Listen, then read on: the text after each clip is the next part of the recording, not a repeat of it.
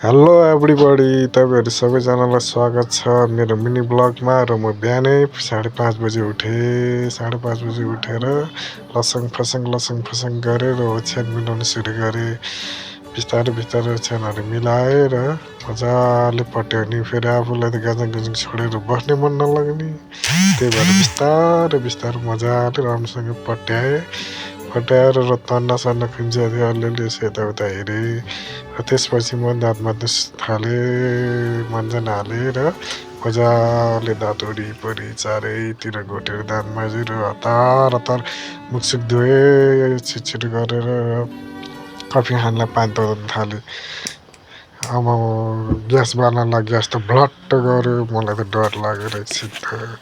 पछि अनि चिनी हाल्न थालेर फेरि थोरै हालेर हुँदैन, आफूलाई त गुलियो खाने बानी छ, थोरै अलिकति थपे। त्यसपछि कफी हाल्न थाले गिलासमा। कफी त निक्लिँदैन, यसो हेर्छु त कफी त पुरै जमेर बसेको रहेछ।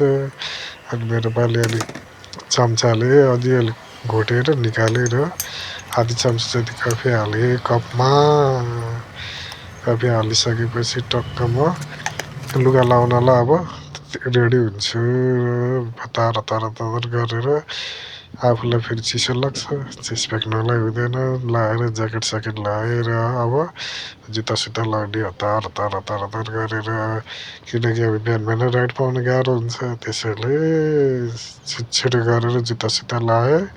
र जुत्ता लाएपछि पानी उम्लेर गिलासमा कफीमा हाले, घोलेर खान थाले। र यताउता हेरे, आफूलाई हतार भयो। र एङ्गल खोलेर 10 ट्रिपको सुरु गरेँ र पर्पल जोन लाग्यो र राइड पनि लागिहाल्यो।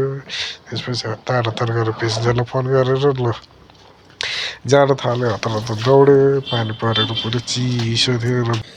र आजलाई यति नै भयो, र अर्कोचोटि भेटौँला। ल बाई।